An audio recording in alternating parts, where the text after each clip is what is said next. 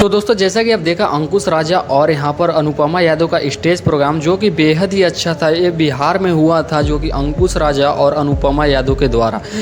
दोस्तों जैसा कि आपको बता दें बिहार के समस्तीपुर ज़िले में हुआ था जो कि बहुत ही ज़्यादा हुआ, जिसमें डांस हुआ, रोमांस हुआ, गाना बजाना सब हुआ। इसी के बीच एक नाटक भी हुआ जो कि बहुत ही अच्छा था अंकुश राजा के द्वारा, जो कि अनुपमा यादव को प्रपोज कर दिए थे, आई लव यू बोल दिए थे। इसी बीच बहुत ही ज़्यादा वो बवाल हुआ, वीडियो भी वायरल हुआ और ये स्टेज प्रोग्राम भी वायरल हुआ।